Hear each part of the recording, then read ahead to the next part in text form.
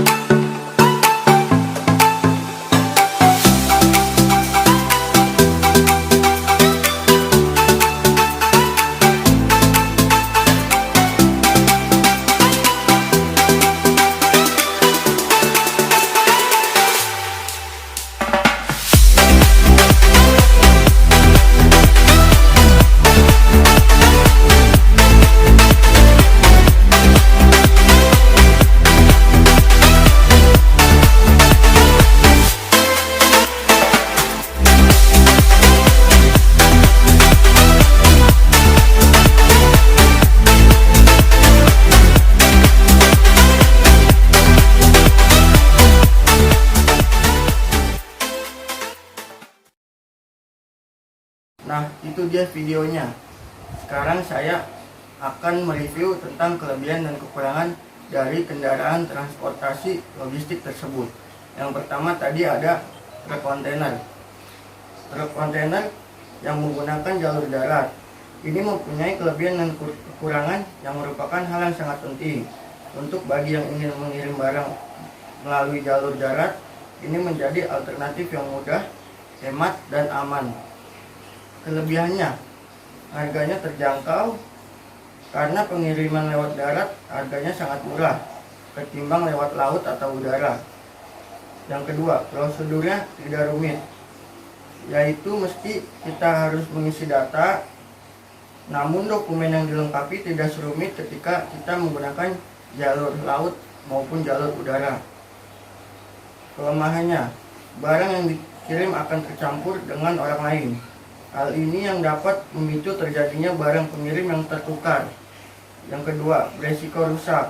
Hal ini karena barang yang tercampur dengan banyak barang dapat terjadi kerusakan jika ditumpuk.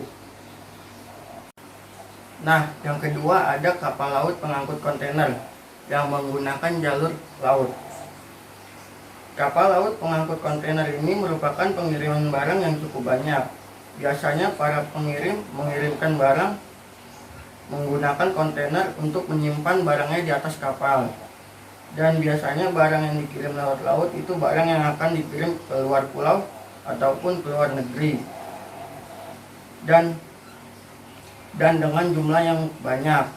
Dan jalur laut mempunyai kelebihan dan kekurangannya yang menjadi hal yang sangat penting, karena ketika barang yang kita kirim cukup banyak dan cukup jauh, jalur laut ini menjadi solusinya.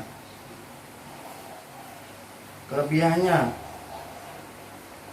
kapasitas yang banyak dan besar, yaitu kita dapat mengirim berbagai barang dengan ukuran yang besar dan banyak dengan kapal laut pengangkut kontainer. Yang kedua, dapat menjangkau ke berbagai daerah pelosok, yang artinya kapal dapat mengirim ke daerah pulau terpencil atau pulau terjauh di luar negeri.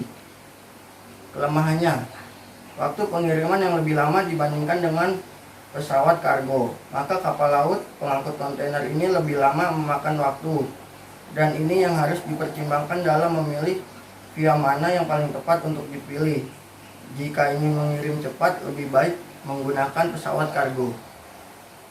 Nah, yang ketiga ada kereta api logistik yang menggunakan jalur rel.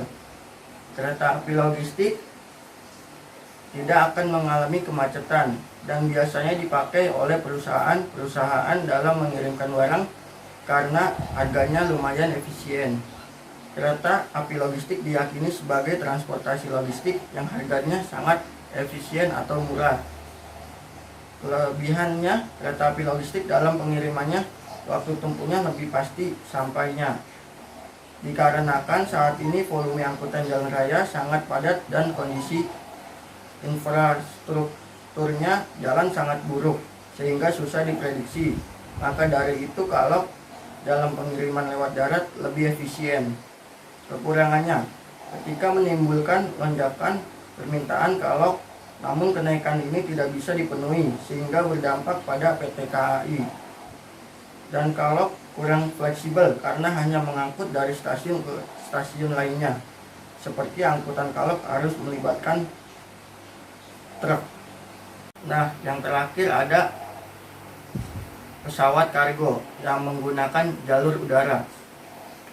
Pesawat kargo ini sangat enak digunakan jika mengirim barang yang paling penting dan sampainya cepat, tetapi harganya cukup lumayan mahal.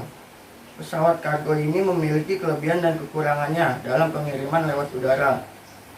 Tetapi ini hal yang sangat penting untuk diperhatikan, karena jalur udara menggunakan pesawat kargo yang menjadi salah satu pilihan para pengirim, karena dapat mengirim barang dengan cepat. Kelebihannya, lebih tepat waktu. Ketika Anda ingin mengirimkan barang ke tempat yang jauh dan butuh waktu cepat, maka menggunakan pesawat kargo itu solusinya.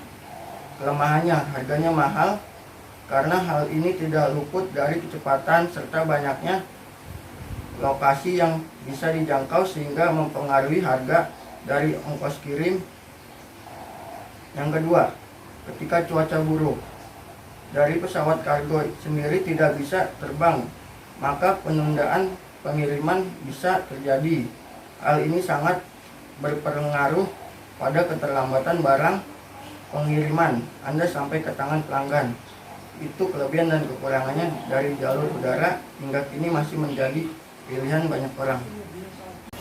Nah, itu dia video dari saya tentang review kelebihan dan kekurangan dari kendaraan transportasi logistik. Semoga kalian suka dan semoga bermanfaat. Terima kasih.